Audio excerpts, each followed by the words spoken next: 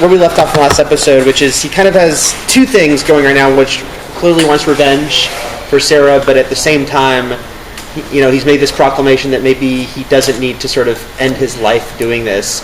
Going forward this season, is he almost seeing like a way out past this, like we're avenge Sarah, and then maybe there is a life after this costume? Yeah.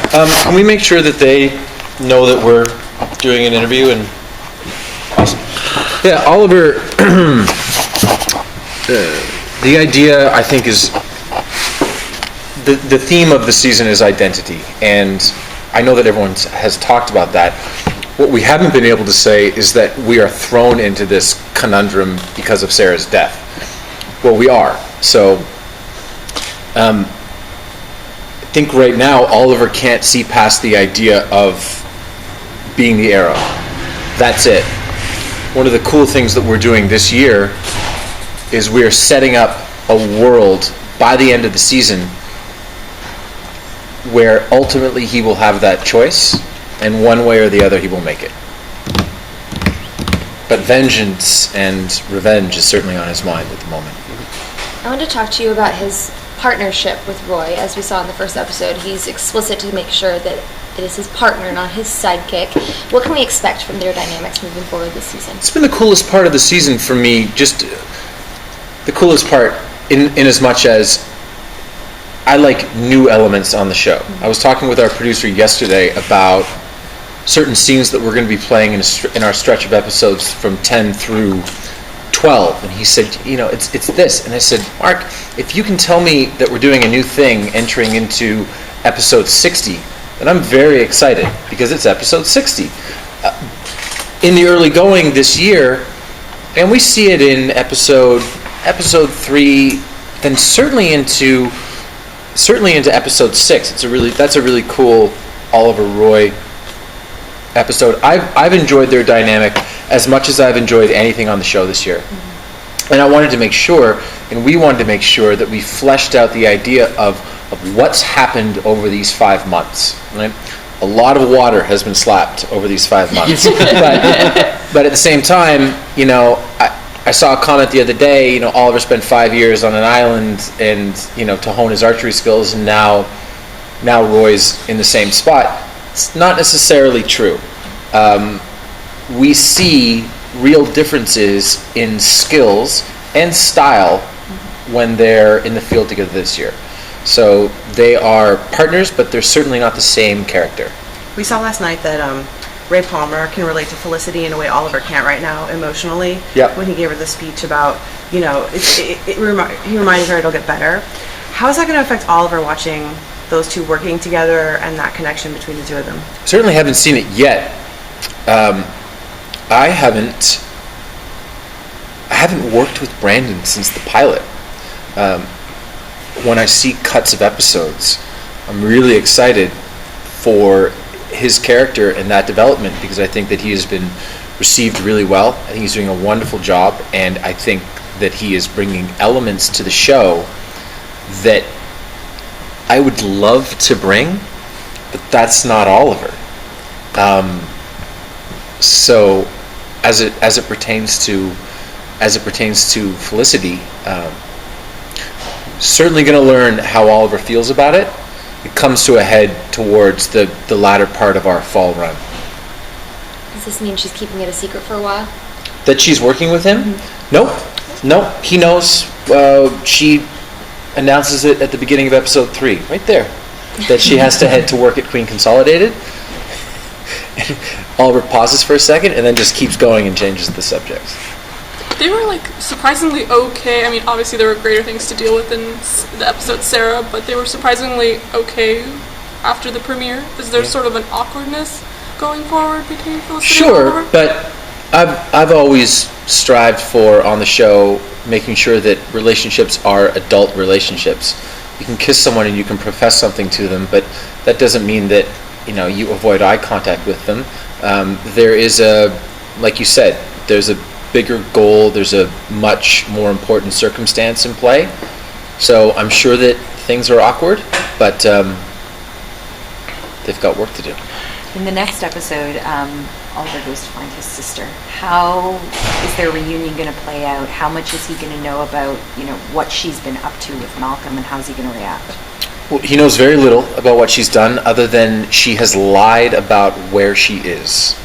We find out very early on in episode 3 that she's been saying she's in the Amalfi Coast, and she is not. And Oliver calls her on that immediately.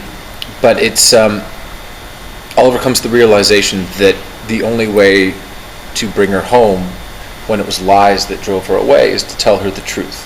How much of the truth he has to tell her is one of the crucial points of the episode. Can you tease anything about Oliver's reunion with Malcolm when they finally find each other? We had 200 extras there. That was exciting. It is a costumeless, weaponless, fisticuffless exchange. And concurrently, it's probably the most charged exchange that we've had on the show. We shot it in our 50th episode, which is our 4th episode this year. And for me personally, I love these things on TV when something is set up and then you let it lay for a while. In this case, in our case, we're talking about letting it lie for 27 episodes between the season 1 finale and episode 4 of season 3. So just playing scenes also with John is a growing exercise for me as an actor, because there's so many things that he does and chances that he will take that I feel they are expanding my character, and I'm feeling the repercussions of them personally on a professional technical level in the aftermath of episode 4, and I'm bringing them into scenes as we move through the season.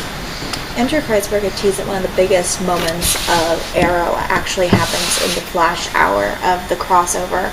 What can you tease about that and how it impacts Oliver going forward? It's my idea. What can you tell us about your idea then?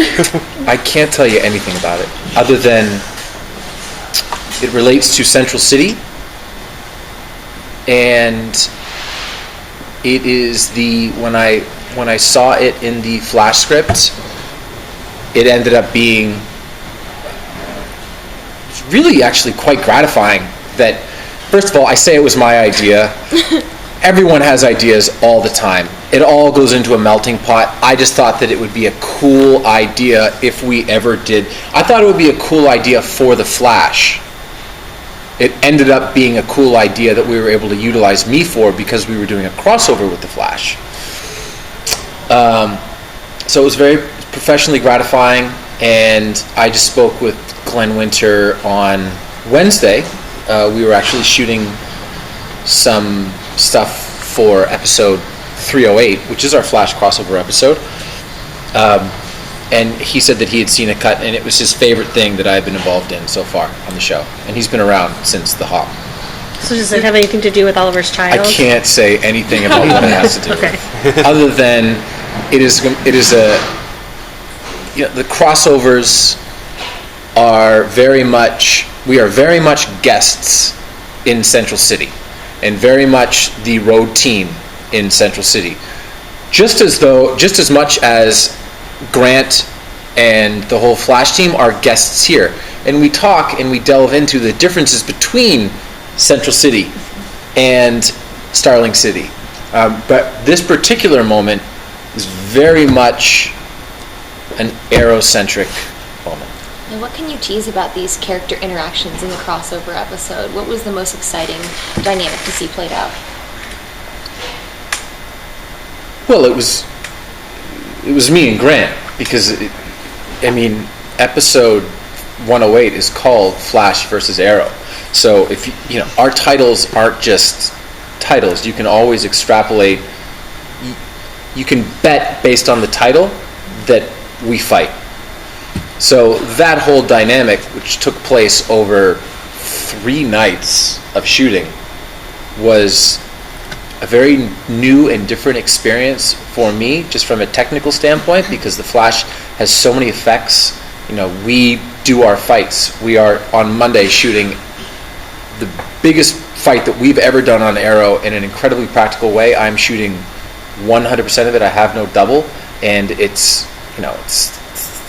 on top of Grouse Mountain up here. So that's crazy, and that's us. This was them. This I actually had to do a move where I'm going to punch, and I had to punch in slow motion and literally do the slow motion faces, all that stuff. But all the little things are. You could tell that the writers have been waiting for the opportunity to mix these worlds and mix certain characters for a long time. I personally really enjoyed working with Carlos. He's just a very, very fun character, and I think that one of the most interesting parts about the whole crossover is an observation that Oliver makes about Harrison Wells. Action aside, can you tease a little bit about what other ways that you and the Flash are kind of like going toe to toe, like psychologically? Is it that's the thing. Central City and Starling City are very different places. So when I go to Central City, it's very much, all right, I'll tag along, we'll do things your way, and then the very next night in our episode, I'm sorry, we're not in Central City anymore, we're doing things my way. Things are different here. So it's a really interesting checkpoint for both shows, because we're able to teach these big lessons to the characters. So hopefully Oliver comes out of his trip to Central City having learned something, and Grant comes out of his trip to Starling City having learned something as well. That being said, the unequivocal highlight of the entire crossover for me is David Ramsey. I could not keep a straight face during any of David Ramsey's lines during the crossover to the Flash. It destroyed me. Was it things Diggle's observing about the Flash world? Yes. Does that mean more Oliver smiling in the Flash episode as well, or no? Well, Oliver is very much a. It's interesting. Oliver is. He is opening up, and we saw it in the premiere a little bit, that he was a little bit happier. Obviously, we're putting that on hold for the time being, which is a slight disappointment that I didn't get to exercise my cheeks a little bit more before we dropped Canary off of a roof.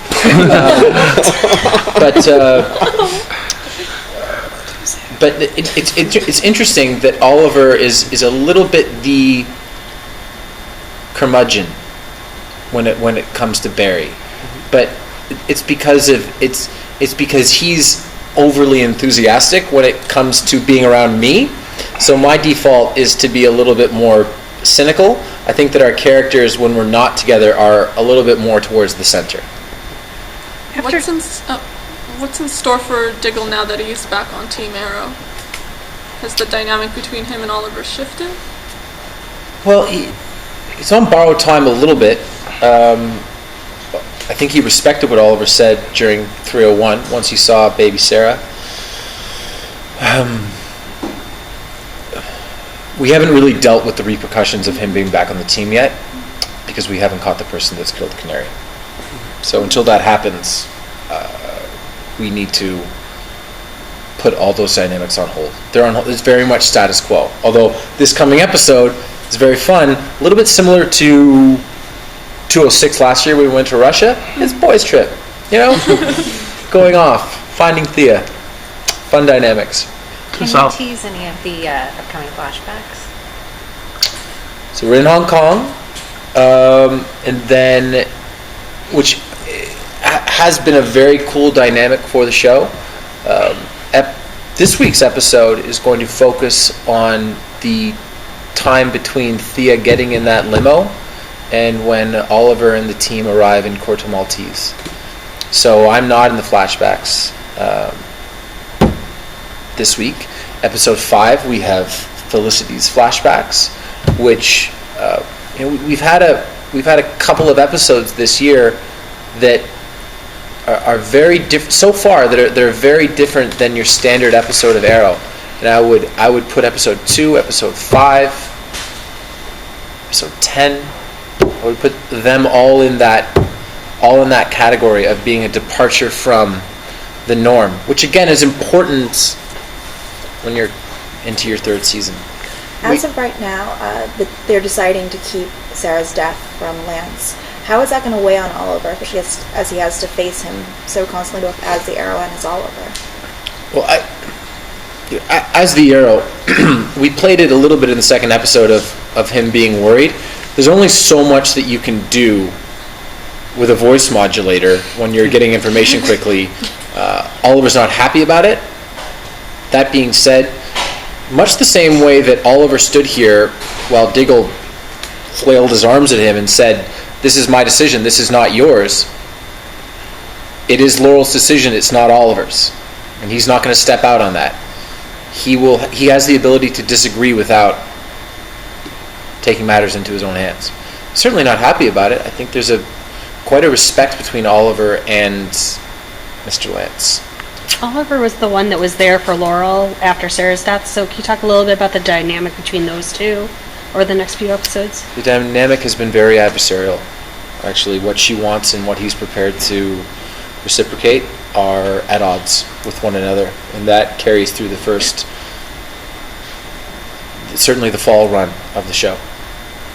Is he aware that she's been training with Ted Grant? He will be soon.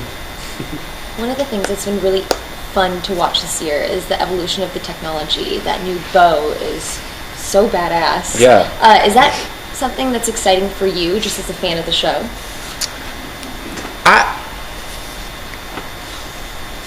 I like Oliver to be a little bit more analog. If it were up to me. That traditional wooden bow? I miss that bow. I'm really excited for the point in the flashbacks where I either get it or make it. I miss it. It was much more fun. It was a much more fun bow. This bow, I should have left it in here, is kind of cumbersome. Like, it's heavy and it hurts. But no, the new technology is cool.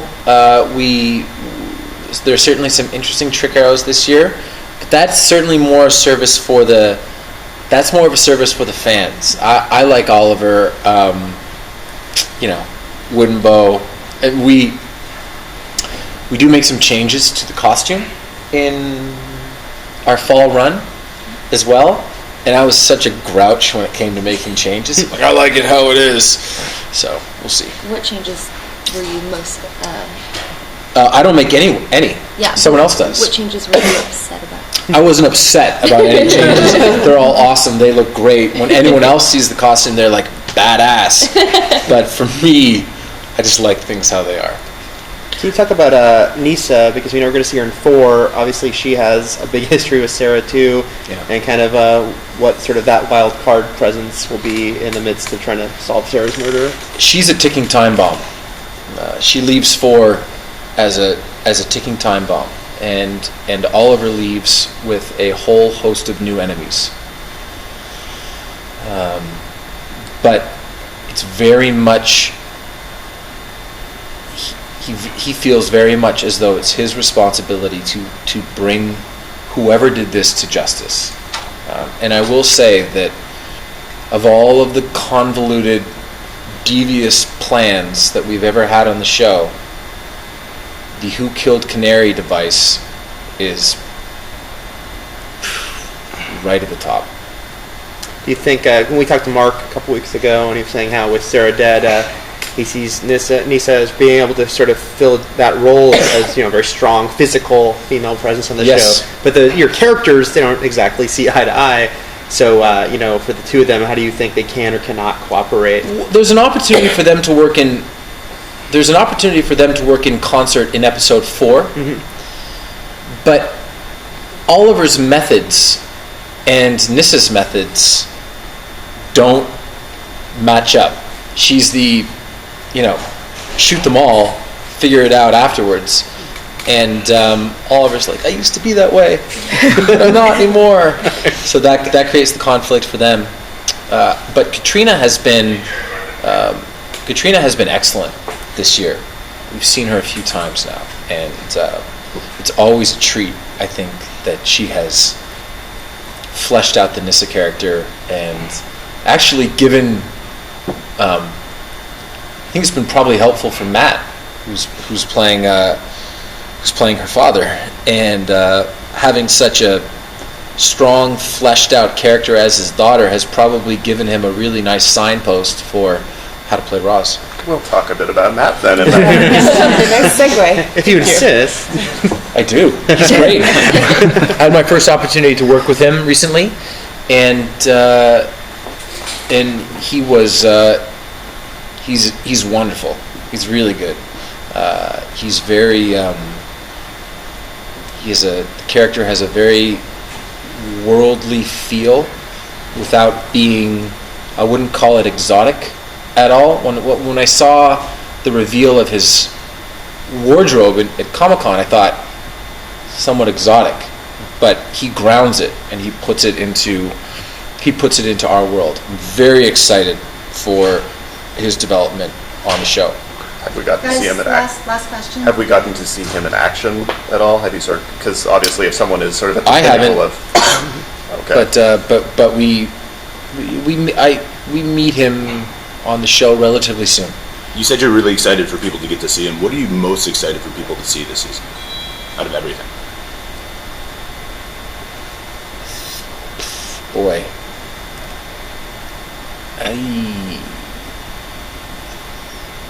People are going to really, if you're a fan of comics, and